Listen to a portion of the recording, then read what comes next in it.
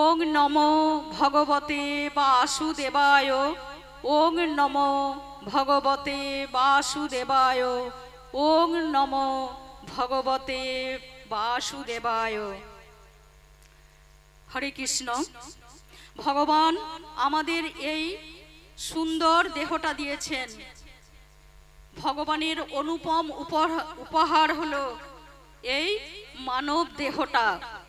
তাই আমাদের জানতে হবে যে ভগবান নিশ্চয়ই কোনো উদ্দেশ্য নিয়ে আমাদের এই মানব দেহ দিয়েছেন। তাহলে মানব জীবনের উদ্দেশ্য কি?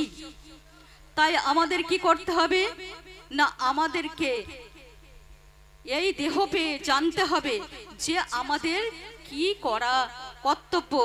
আমরা মনুষ্য জীবন পেয়ে আমরা কি করব? ভগবানের সেবায় এই দেহটাকে নিযুক্ত করতে হবে। তাই আমাদের জানতে হবে যে আমরা এই মনুষ্য শরীর পেয়ে প্রকৃতপক্ষে মানুষ হতে পারছি তো। তাই আমাদের জানতে হবে যে প্রকৃত মানুষ হতে হলে কি করতে হবে। জানতে হবে প্রথমে মানুষ আর পশুর মধ্যে কি পার্থক্য। কারণ আমরা যদি মানুষ আর পশুর পার্থক্যটা জানি তাহলেই আমরা বুঝতে পারবো আমরা কোনো পশুর মতো আচরণ করছি না তো। আহার নিদ্রা ভয় মৈথুন পশুরাও করে আর মানুষও করে। পশু আহার করে নিদ্রা যায়, কাউকে না কাউকে ভয় পায় আর বংশ বিস্তার অর্থাৎ মৈথুন ক্রিয়া করে। মানুষও কিন্তু এই চারটা কাজ খুব ভালোভাবেই করে। তাহলে মানুষ আর পশুর মধ্যে পার্থক্যটা কোথায়? যদি মানুষও এটা করে আর পশুও করে তাহলে এটা তো মিল। পার্থক্যটা কোথায়? কেউ হয়তো বলতে পারেন যে পার্থক্যটা এটাই, পশুর বিচার ক্ষমতা নেই, বিচার বুদ্ধি নেই, মানুষের আছে। কিন্তু না, পশুরও বিচার বুদ্ধি আছে। একটা কুকুর যদি আপনার সামনে এসে দাঁড়ায়, আপনি যদি কুকুরটাকে হ্যাট করে দেন, কুকুরটা তখন কি করবে? কিছুক্ষণ লেজ নাড়াতে নাড়াতে সেখান থেকে চলে যাবে। তার মানে সে বুঝতে পারছে যে সেখানে তাকে পছন্দ করা হচ্ছে না। কিংবা ধরুন একটা বিড়াল যদি ঘরের ভিতর থেকে দুধ মাছ চুরি করে খায়, তাহলে কি করে? যতক্ষণ ঘরে মালিক থাকে ততক্ষণ ঘরের ভিতরে বিড়ালটা ঢোকে না, বসে থাকে, অপেক্ষা করে। ঘরের মালিক যখন অন্য ঘরে কোনো জিনিস আনতে যায় বা কলে হাত ধুতে যায়, কোনো একটা অন্য কাজে ব্যস্ত হয়, তখন কিন্তু বিড়ালটা কি করে না ঘরের ভিতরে গিয়ে দুধ আর মাছ চুরি করে খায়। তাহলে পশুর কি বুদ্ধি নাই? পশুরও বিচার বুদ্ধি আছে। এটাও কিন্তু মানুষ আর পশুর মধ্যে পার্থক্য নেই, এটা পার্থক্য নয়। কারণ তাহলে পার্থক্যটা কোথায়? পশুর রোগ হয়, পশু দুঃখ কষ্ট পায়, পশুকেও গরম লাগে, শীত লাগে, কিন্তু পশু পারে না কিভাবে সেই রোগ থেকে মুক্ত হতে হয়। সে নিজে ডাক্তারখানা যেতে পারে না, সে নিজে রোগ থেকে মুক্ত হতে পারে না, সে গরম বা শীত থেকে মুক্ত হতে পারে না। একজন মানুষ পারে যে তার শরীর অসুস্থ হলে সে ডাক্তারখানায় যেতে পারে, কিন্তু এটাও মানুষ পশুর পার্থক্য নয়। তাহলে পার্থক্যটা কোথায়? পার্থক্যটা হচ্ছে এটাই যে পশু নিজেকে কোনো প্রশ্ন করতে পারে না, মানুষ নিজেকে প্রশ্ন করতে পারে।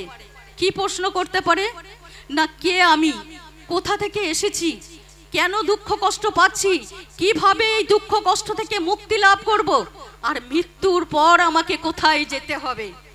এই প্রশ্নটা মানুষ করতে পারে, কিন্তু একটা পশু করতে পারে না। তাই এটাই হচ্ছে মানুষ আর পশুর মধ্যে পার্থক্য।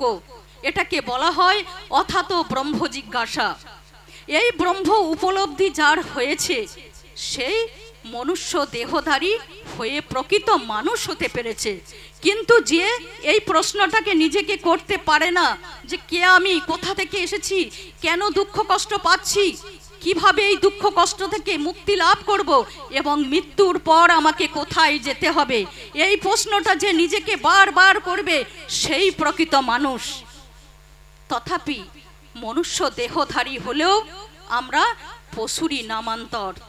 কারণ ব্রহ্ম উপলব্ধি না হলে আমরা কখনোই নিজেকে মানুষ বলে পরিচয় দিতে পারি না। তাই প্রকৃত মানুষ হতে হবে।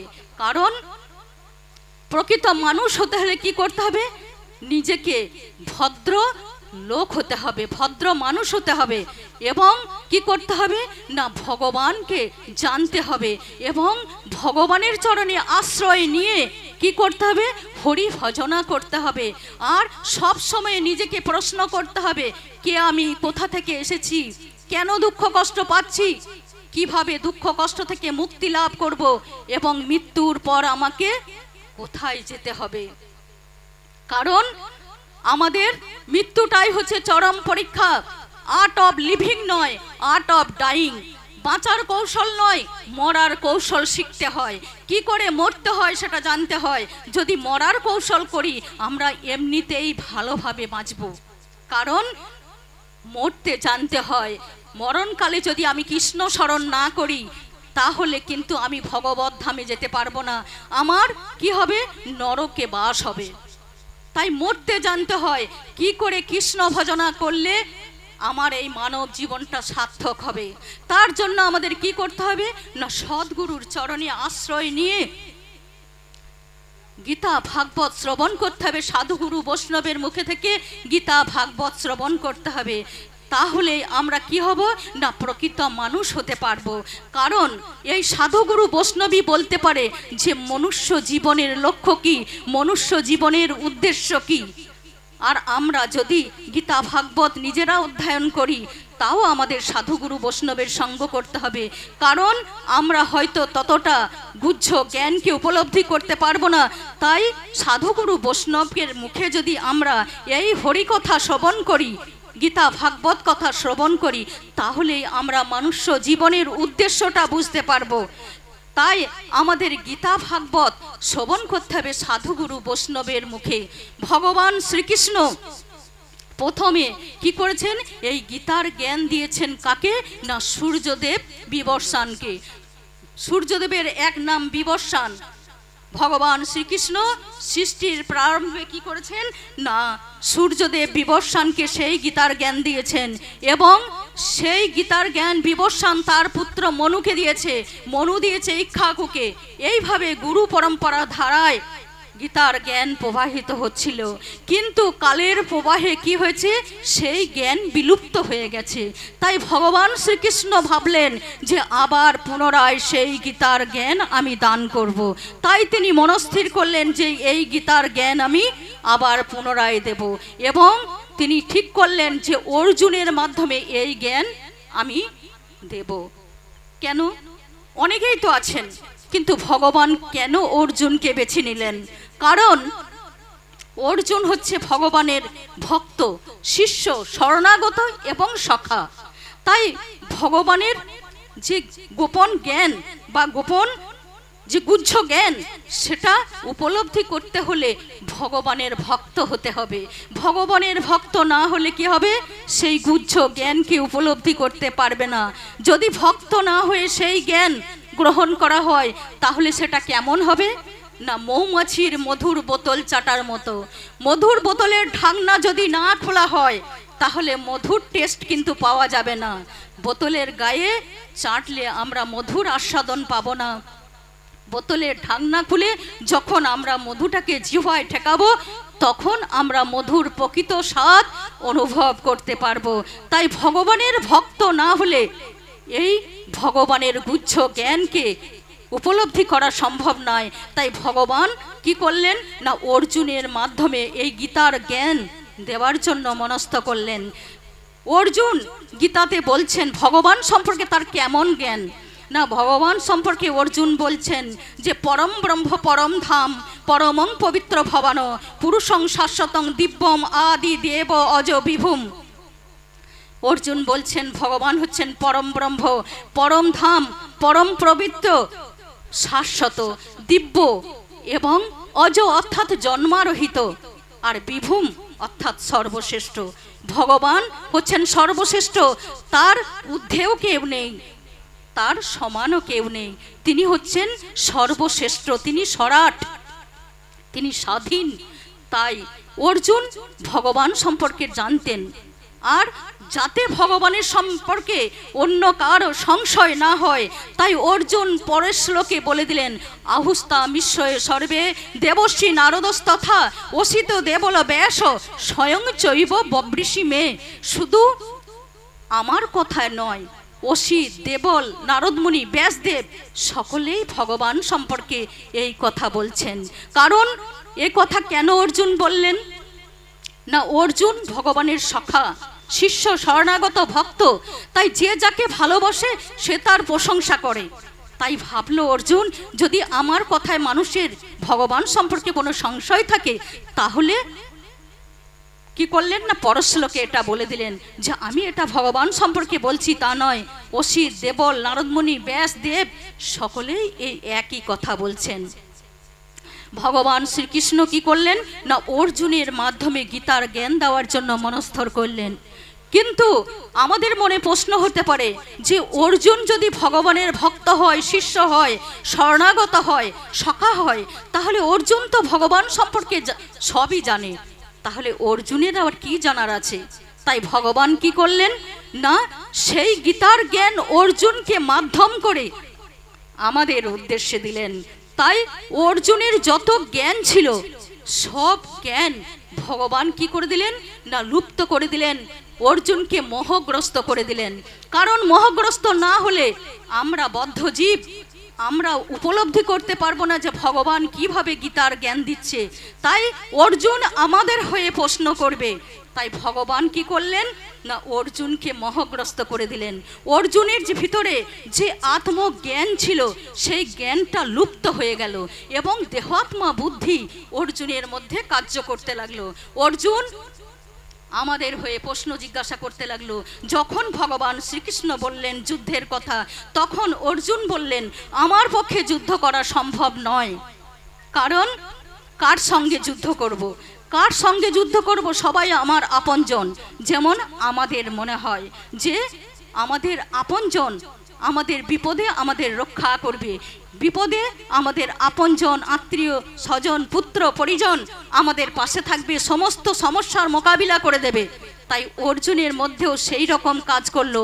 অর্জুন ভগবানকে বললেন, আমি যুদ্ধ করতে পারবো না, কার সঙ্গে যুদ্ধ করব? সবাই আমার আপনজন, তাই যুদ্ধ করব না বলে ভগবানকে জানালো। ভগবান বললেন, তুমি ক্ষত্রিয় বীর সন্তান, ক্ষত্রিয় হয়ে যদি তুমি যুদ্ধ না করো তাহলে তোমার যশ কীর্তি যতটুকু আছে সব নষ্ট হয়ে যাবে। আর কি হবে না, তোমাকে লোকে কাপুরুষ বলবে। ভগবান শ্রীকৃষ্ণ অর্জুনকে বললেন যে তুমি লোকের নিন্দার পাত্র হবে, তোমাকে কাপুরুষ বলবে, তোমার সমস্ত যশ কীর্তি সব নষ্ট হয়ে যাবে। তাই তুমি যুদ্ধের জন্য প্রস্তুত হও। কিন্তু অর্জুন তাও বলছেন যে আমি যুদ্ধ করব না। ভগবান ছিলেন অর্জুনের রথের সারথি, তাই অর্জুন কি করলো না, ভগবানকে বলল যে কারা কারা যুদ্ধ করার জন্য এখানে এসেছে আমি একবার দেখতে চাই। তাই আমার এই রথটা দুই দলের মাঝখানে স্থাপনা করুন।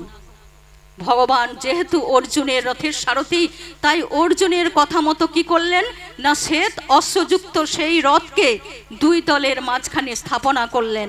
এবং অর্জুন কি করলেন না, সেই দুই দলের কে নিরীক্ষণ করলেন, লক্ষ্য করলেন কারা কারা এসেছে এই যুদ্ধ করার মানুষে, কারা এসেছে দেখলেন। অর্জুন যখন দেখছেন যে কার সঙ্গে যুদ্ধ করতে হবে, পিতা, পিতামহ, গুরু, ভ্রাতা, ভ্রাতুষ্পুত্র, শালা, সম্বন্ধী সব তো আমার আপনজন, কার সঙ্গে যুদ্ধ করব? অর্জুন ভগবানকে জানিয়ে দিল যে এই যুদ্ধ করা আমার পক্ষে সম্ভব নয়। কারণ আমি এই আত্মীয় স্বজনকে হত্যা করে রাজ্য সুখ ভোগ করতে চাই না, তাদের রক্ত মাখা রাজ্য সুখ আমার দরকার নেই। কারণ আমি ভিক্ষাবৃত্তি গ্রহণ করব, আমি বনে গিয়ে বাস করব, তবু আমি আত্মীয় স্বজনকে মেরে আমি রাজ্য সুখ ভোগ করতে চাই না, আমি যুদ্ধ করব না। যখন আত্মীয় স্বজনকে দেখলো তখন অর্জুনের কি হলো না, শরীর কম্পিত হতে লাগলো, ত্বক জ্বালা করতে লাগলো, মুখ শুকিয়ে গেল, হাত থেকে গান্ডিব খসে পড়ল। অর্জুন মাথায় হাত দিয়ে রথের উপর বসে পড়লেন। ভগবানকে জানালেন যে আমার পক্ষে যুদ্ধ করা সম্ভব নয়। ভগবান তখন অর্জুনকে বললেন, তুমি না ক্ষত্রিয় বীর সন্তান, তুমি উঠে দাঁড়াও, তুমি উঠে দাঁড়াও অর্জুন, তুমি উঠে দাঁড়াও। তখন ভগবান কি করলেন না গীতার জ্ঞান দিতে শুরু করলেন। গীতার জ্ঞান প্রথমে কি বললেন ভগবান শ্রীকৃষ্ণ, দেহি নহস্মিন যথা দেহে কৌমারং যৌবনং জরা দেহান্তর প্রাপ্তি ধীরস্তত্র ন মুহ্যতে। দেহির দেহ, কৌমার থেকে যৌবন, যৌবন থেকে কি হয় জরার মাধ্যমে বার্ধক্যে উপনীত হয়, দেহটার পরিবর্তন হয়, কিন্তু দেহের মধ্যে যে দেহি অর্থাৎ আত্মা আছে তার কিন্তু কোনো পরিবর্তন হয় না। আমরা একটা সদ্যজাত শিশুকে দেখি, সেই শিশুটি আস্তে আস্তে আস্তে আস্তে কি হয় শৈশব কৈশোর যৌবন করতে করতে জরার মাধ্যমে বার্ধক্যে উপনীত হয়, তাই সেই দেহটার পরিবর্তন হয়, কিন্তু দেহের ভিতরে যে দেহি বা আত্মা আছে তার কোনো পরিবর্তন হয় না। কারণ একটা সদ্যজাত শিশুর আত্মার যা আয়তন, একটা প্রাপ্তবয়স্ক মানুষের আত্মার সেই একই আয়তন, একটা পিঁপড়ের আত্মার যে আয়তন, একটা হাতির আত্মার সেই একই আয়তন। আত্মার আয়তন হলো কেশাগ্রের 10,000 ভাগের 1 ভাগ, এত সূক্ষ্ম যে তা চোখে দেখা যায় না। তাই মানুষ যখন মারা যায়, যখন দেহ থেকে আত্মা বেরিয়ে যায়, তখন আমরা বুঝতেই পারি না যে দেহ থেকে কে বেরিয়ে গেল। আমরা ভাবলাম যে দেহটার মৃত্যু হয়েছে, দেহটা হয়তো আপনা আপনি সচল ছিল, কিন্তু আমরা যেহেতু আমাদের দেহটা বুদ্ধি কাজ করে, আমরা মনে করি দেহটাই আমাদের সব। তাই দেহটাকে সুন্দর করে রাখার জন্য আমরা কি করি না দেহটাকে ভালো ভালো খাবার দিই, দেহটাকে তেল সাবান মাখিয়ে সুন্দর করে রাখি, যার কারণে সকলে দেহটাকে প্রশংসা করবে, দেহটার প্রশংসা করবে। কিন্তু আমরা জানি না যে দেহটাকে কে সচল করে রেখেছে। দেহের ভিতরে যে আত্মা আছে সেই দেহটার চেতনা হচ্ছে সেই আত্মা, কিন্তু আমরা সেটা জানি না, আমরা বদ্ধজীব। তাই ভগবান শ্রীকৃষ্ণ অর্জুনকে কি করলেন, আমাদের মতো বদ্ধ করে দিলেন, মোহ শূন্য করে দিলেন, মোহগ্রস্ত করে দিলেন। তাই ভগবান শ্রীকৃষ্ণ আরও বললেন, নো জায়তে মৃয়তে বা কদাচিন নায়ং ভূত্তা ভবিতা বা ন ভূয় অজনিত্য শাশ্বত হয়ং পুরানো ন হন্যতে হন্য মানে পুরাণে। বলছে আত্মার পুনঃ জন্ম হয় না, আত্মার পুনঃ মৃত্যু হয় না, আত্মা চির পুরাতন হয়েও চিরনবীন। কারণ একটা বৃদ্ধ বয়স্ক মানুষের যখন মৃত্যু হয়, সেই বৃদ্ধ বয়স্ক মানুষের আত্মাটা কিন্তু একটা সদ্যজাত শিশুর শরীরে প্রবেশ করে, তাই আত্মা চির পুরাতন হয়েও চিরনবীন, আত্মার কিন্তু কোনো পরিবর্তন হয় না। ভগবান শ্রীকৃষ্ণ আরও বললেন যে আত্মাকে কি করা যায় না, জলে ভেজানো যায় না, রোদে পোড়ানো যায় না, রোদে শুকানো যায় না, আর আগুনে পোড়ানো যায় না। তাই আত্মা হচ্ছে শাশ্বত সনাতন, আত্মা হচ্ছে সনাতন, আত্মা হচ্ছে চিন্ময়। কিন্তু আমরা এই দেহটা আমাদের জড়, তাই আমাদের চিন্তাটাও জড়, আমরা আমাদের মধ্যে চিন্ময় ভাবনা নেই, আমরা জড় ভাবনায় ভাবিত। তাই আমরা কি করি না আমরা আমাদের জড় চিন্তার দ্বারা আমাদের ইন্দ্রিয় সুখ ভোগ করার চেষ্টা করি, আমরা আমাদের গাড়ি বাড়ি টাকা পয়সা নিয়ে আমাদের এই দেহটাকে সুখ দেবার জন্য আমরা ইন্দ্রিয় তৃপ্তি করি, আমরা কখনো আত্মার কথা জানি না। ভগবান শ্রীকৃষ্ণ আরও বললেন, বাসাংসি জিন্নানি যথা বিহায় নবানি গিন্নাতি নরপরাহানি তথা শরীরানি বিহায় জিন্নান্ন নানি সংজাতি নবানি দেহি। আমরা সবাই জানি কাপড় পুরনো হয়ে গেলে আমরা সেই পুরনো কাপড়টাকে পরিত্যাগ করে দিই, কি করি নতুন বস্ত্র পরিধান করি। তাহলে যখন কাপড়টা আমাদের ছিঁড়ে যায়, কাপড়টাকে যখন আমরা পরিত্যাগ করি, তখন কি আমরা দুঃখ করি? করি না। সেই রকম ভগবান শ্রীকৃষ্ণ বলছেন, যখন দেহটা জরাজীর্ণ হয়ে রোগগ্রস্ত হয়ে যায়, তখন কি করে আত্মা সেই জরাজীর্ণ রোগগ্রস্ত দেহটা পরিত্যাগ করে দিয়ে নতুন শরীর ধারণ করে, এটাকেই বলা হয় আত্মার পুনর্জন্ম। তাই আত্মার পুনর্জন্ম। ভগবান শ্রীকৃষ্ণ অর্জুনকে বোঝাচ্ছেন যে তুমি যে দেহের জন্য শোক করছো সেই দেহটার জন্য তুমি শোক করো না, কারণ দেহের মৃত্যু হয়, আত্মার মৃত্যু হয় না। তোমার যে পিতামহ, গুরু, ভ্রাতুষ্পুত্র এদের যদি মৃত্যু হয় তাহলে কি হবে না, আবার তারা পুনরায় নতুন শরীর ধারণ করবে, তারা ভগবানের কৃপা লাভ করবে। তাই তুমি শুধু শুধু এই জড় দেহটার জন্য শোক করো না। ভগবান শ্রীকৃষ্ণ অর্জুনকে বললেন, তস্মাৎ সর্বেষু কালেষু মামেনুশ্বর যুদ্ধচ মজ্জাপি তং মনোবুদ্ধি মামে বৈশ্বস্যি সংশ। তুমি যুদ্ধের নিমিত্ত যুদ্ধ করো, তুমি আমাকে স্মরণ করে যুদ্ধ করো, তোমার কোনো পাপ হবে না। তুমি তো পাপের ভয় করছো যে আপনজন, আত্মীয় স্বজন এদের মৃত্যু হলে কি হবে, আমার পাপ হবে, এদেরকে মেরে এদের রক্তমাখা রাজ্য সুখ ভোগ করলে আমার পাপ হবে। আরও অর্জুন ভাবছে যে বংশের প্রবীণ সদস্যদের যদি মৃত্যু হয় তাহলে কি হবে, বাড়িতে যদি বয়স্ক ব্যক্তি না থাকে তাহলে কি করে, ছেলে মেয়েরা স্বেচ্ছাচারী হয়ে যায়, অবৈধ সঙ্গ করে। অর্জুন সেটাই চিন্তা করছে যে বাড়ির প্রবীণ সদস্যদের যদি মৃত্যু হয় তাহলে কুলবধূরা ব্যভিচারী হবে, আর কি হবে না, অবাঞ্ছিত সন্তানের জন্ম দেবে, বর্ণ সংকর হবে। তাহলে কি হবে, সেই বর্ণ সংকর সন্তানের দ্বারা কুলের পিণ্ড দান ক্রিয়া হবে না, তাই পিতৃপুরুষগণ নরকগামী হবে। এই সব চিন্তা করছে অর্জুন যে যদি প্রবীণ সদস্যদের মৃত্যু হয় তাহলে কুলবধূগণ ব্যভিচারী হবে এবং অবৈধ সন্তান জন্ম হবে, আর অবৈধ সন্তানের দ্বারা পিতৃপুরুষদের কি হবে, পিণ্ড দান ক্রিয়া লোপ পাবে, তাহলে বংশ অধঃপতনে যাবে। এই সব চিন্তা করছে। ভগবান তখন অর্জুনকে বললেন, কি বললেন না, যৎ করসি যৎ শ্লাসি যুজুহসি যদাসি যৎ যৎ তপস্বসি কন্তেও তৎকুরুষ্ব মদর্পণম। হে অর্জুন, তুমি যা আহার করছো, যা হোম করছো, যা দান করছো, সব আমার উদ্দেশ্যে করো, তোমার কোনো পাপ হবে না। তুমি যা কিছু কর্ম করছো তা আমার উদ্দেশ্যে করো, কারণ আমরা কি করি, নিজেদের ইন্দ্রিয় তৃপ্তির জন্য আমরা করি সকাম কর্ম। ভগবান শ্রীকৃষ্ণ এখানে অর্জুনকে শিক্ষা দিলেন, তুমি সকাম কর্ম পরিত্যাগ করে নিষ্কাম কর্ম করো, তুমি ফলের আশা করো না। কর্মণ্যে ব্যাধিকরস্তে মা ফলেষু কদাচনম মা কর্ম ফলহেতু ভূর্মা তে সঙ্গহস্তি কর্মাণি। তুমি কর্ম করে যাও, ফলের আশা তুমি করো না। তাই ভগবান শ্রীকৃষ্ণ অর্জুনকে এইভাবে গীতার জ্ঞান দিলেন। আর কি বললেন, মনমনা ভব মদভক্ত মজ্জাজি মাং নমস্কুরু মামে বৈশ্বসী সত্যং তে প্রতিজানে প্রিয় হসিমে। হে অর্জুন, তুমি কি করো না, তোমার মনটা আমাকে দাও, তুমি আমার প্রতি ভজনশীল হও, পূজনশীল হও, তুমি আমারকে প্রণাম করো, তোমার কোনো পাপ হবে না, আমি তোমাকে সমস্ত পাপ থেকে রক্ষা করব, এই আমি সত্য প্রতিজ্ঞা করছি। ভগবান শ্রীকৃষ্ণ কি করলেন, এইভাবে অর্জুনকে গীতার জ্ঞান দিলেন।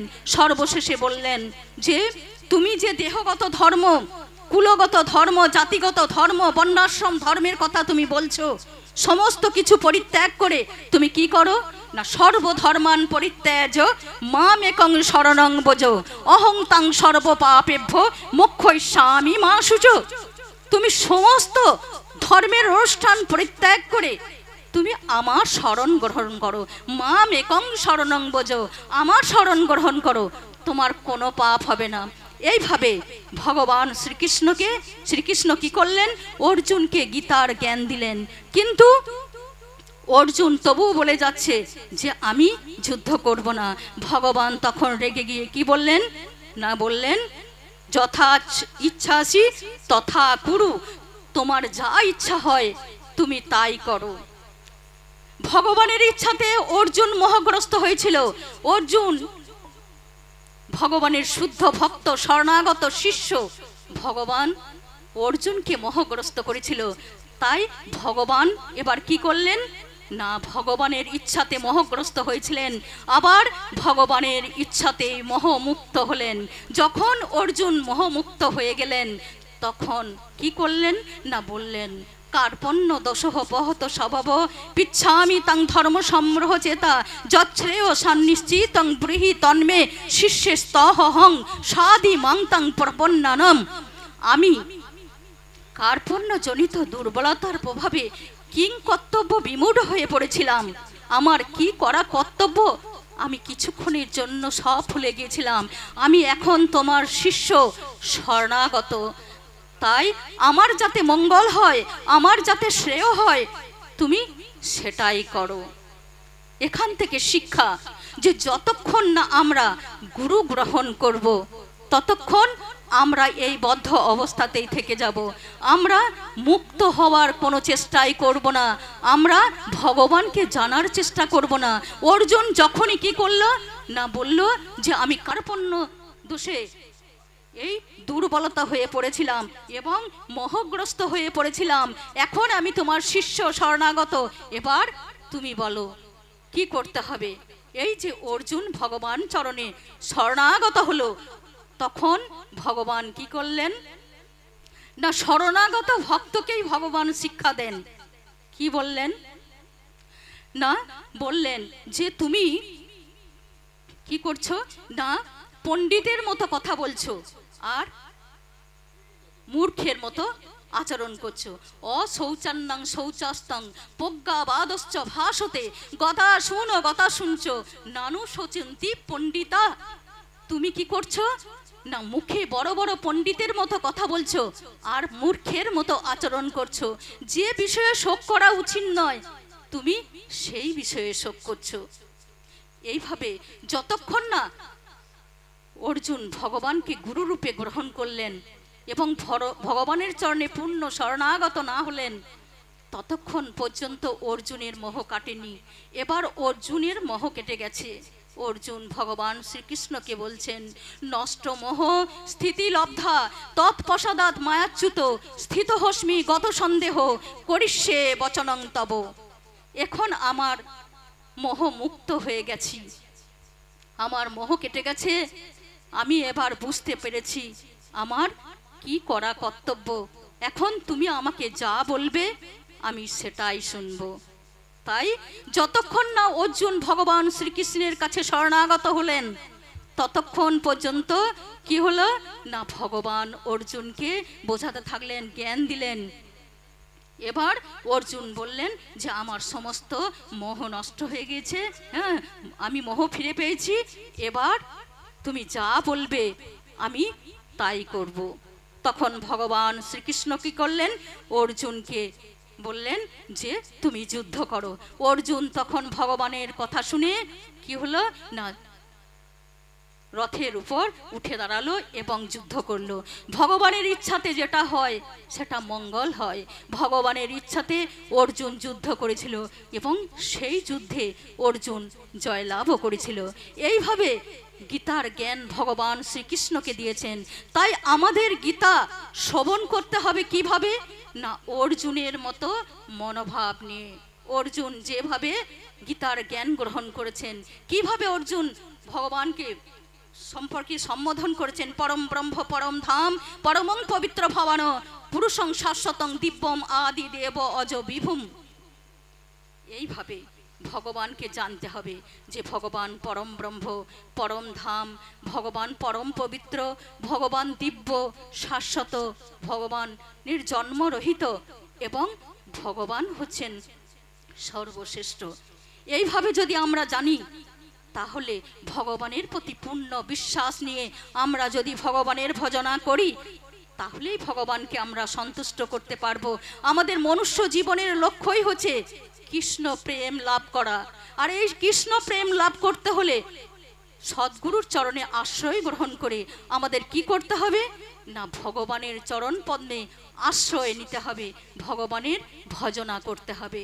আর এই ভজনা করার জন্য ভগবান বলেছিলেন অর্জুনকে যে অভ্যাস যোগে যুক্ত হও, অভ্যাস যোগে যুক্তেন চেতসা নান্যগামিনা পরমং পুরুষং দিব্যং জাতি পার্থন চিন্তিয়ন। হে পার্থ, তুমি অভ্যাস যোগে যুক্ত হও, ভগবানের নাম গুণ রূপ লীলা আর ভগবানের এই মহামন্ত্র হরে কৃষ্ণ কৃষ্ণ কৃষ্ণ হরে হরে, হরে রাম রাম রাম হরে হরে, এই মহামন্ত্র জপ এবং কীর্তনের দ্বারা আমরা কি করব, ভগবানের সঙ্গে যুক্ত হব। এটা ভগবানের সঙ্গে যুক্ত হওয়ার পন্থা। তাই আমরা এইভাবে অর্জুনের মতো মনোভাব নিয়ে গীতা ভাগবত অধ্যয়ন করব, সদ্গুরুর চরণে আশ্রয় করে ভগবানের কৃপা লাভ করব। কারণ ভগবান কথা দিয়েছেন যে যে মৃত্যুর সময় আমাকে স্মরণ করে মরবে সে আমাকেই লাভ করবে। তাই গীতায় ভগবান বলেছেন, অন্তকালে চ মামেব স্মরণ মুক্ত কলে বড় য প্রয়াতি সমদ্ভাব জাতি নাস্তত্র সংশয়। যে মৃত্যুর সময় আমাকে স্মরণ করে দেহত্যাগ করবে সে আমাকেই লাভ করবে। কিন্তু কেউ যদি এই অভ্যাস যোগে যুক্ত না হয়, যদি ভগবানের নাম জপ কীর্তন না করে, তাহলে মৃত্যুর সময় তার সেই হরিনাম মনে পড়বে না। তাই কি করতে হবে? অভ্যাস যোগে যুক্ত হতে হবে। যেমন পরীক্ষায় ভালো রেজাল্ট করতে হলে পরীক্ষায় আগে থেকে পড়তে হয়, প্রিপারেশন নিতে হয়, পরীক্ষা হলে গিয়ে মাত করা যায় না। তাই সেই রকম ভগবানের কৃপা লাভ করতে হলেও আমাদেরকে আগে থেকে চেষ্টা করতে হবে, অভ্যাস যোগে যুক্ত হতে হবে। তাছাড়া আমরা কি হব না, ভগবানকে লাভ করতে পারবো না। কারণ ভগবান পরের শ্লোকেই বলে দিয়েছেন, জং জং ব্যাপী শরণং ভাব তেজ তদন্তে কলে বড় তং তমে বৈতি কন্তেও সদা তদ্ভাব ভাবিত। যে যে ভাব নিয়ে মৃত্যুবরণ করবে সে সেই ভাব নিয়ে সেইভাবেই আবার পুনরায় জীবন পাবে। যেমন ভরত মহারাজ হরিণের দেহ চিন্তা করতে করে, হরিণ শিশুর দেহ চিন্তা করতে করতে দেহত্যাগ করেছিল, তাই হরিণের দেহ লাভ করেছিল। তাই আমরা যদি কি করি না, যা কিছু মনে মনে করব মৃত্যুর সময়ে, সেটাই আমরা পরবর্তী জীবনে লাভ করব। আমার পরবর্তী জীবনটা কেমন হবে সেটা আমি নিজে বুঝতে পারবো। কারণ আমার মনোভাবটা কেমন, আমার চেতনাটা কেমন। যদি আমার চেতনা শুদ্ধ হয়, আমার চেতনা কলুষমুক্ত হয়, আমি যদি ভগবানের দিব্য নাম জপ কীর্তন করি, তাহলে আমি বুঝতে পারবো যে পরবর্তীতে আর যা হোক 84 লক্ষ জনিতে আমি পুনরায় আবার মনুষ্য দেহ পাবো। আর যদি আমি এই হরিনাম জপ কীর্তন ভগবানের রূপ গুণ লীলা শ্রবণ না করি, স্মরণ না করি, তাহলে 84 লক্ষ জনিতে কীট পতঙ্গ মশা মাছি কি হব আমি নিজেই জানি না।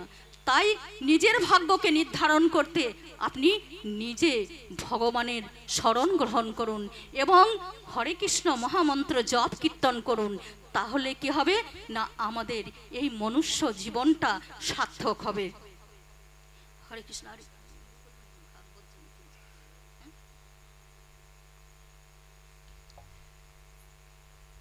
হরে কৃষ্ণ। আপনারা হয়তো জানবেন যে আজকে পূর্ণিমা, ভাদ্র পূর্ণিমা। ভাদ্র পূর্ণিমায় ভাগবতের আবির্ভাব তিথি। এই দিনে অনেক বড় হয়ে যাবে, টাইম আছে। এই দিনে ভগবান কি করেছিলেন, সুখদেব গোস্বামীর মাধ্যমে পরীক্ষিত মহারাজকে ভাগবতমের জ্ঞান দান করেছিলেন এই ভাদ্র পূর্ণিমার দিনে। ভাদ্র পূর্ণিমার দিনে এই ভাগবতম আমরা পেয়েছিলাম। তাই ভাগবতম আর ভগবান অভিন্ন, মানে ভাগবতম আর ভগবানের মধ্যে কোনো পার্থক্য নেই। ভাগবতমে 12 স্কন্ধ আছে, 18টা বই আছে আর 12 স্কন্ধ। এই 12 স্কন্ধে ভগবান এবং ভাগবতম যে অভিন্ন সেটা দেওয়া আছে। যে এই 12 স্কন্ধের প্রথম এবং দ্বিতীয় স্কন্ধ হচ্ছে ভগবানের চরণ, তৃতীয় চতুর্থ হচ্ছে ভগবানের উরু, পঞ্চম হচ্ছে ভগবানের নাভি, ষষ্ঠ হচ্ছে ভগবানের বক্ষদেশ, সপ্তম অষ্টম হচ্ছে ভগবানের 2 বাহু, নবম হচ্ছে ভগবানের গলদেশ, দশম হচ্ছে ভগবানের মুখমণ্ডল এবং দশম হচ্ছে ভগবানের গলদেশ, দশম হচ্ছে ভগবানের মুখমণ্ডল, একাদশ হচ্ছে ভগবানের ললাট এবং দ্বাদশ হচ্ছে ভগবানের মস্তক। তাই এই ভাগবতম এবং ভগবান অভিন্ন। তাই যার গৃহে এই ভাগবতম থাকবে তার গৃহে স্বয়ং ভগবান বিরাজ করবেন এবং সাথে থাকবেন মা লক্ষ্মী।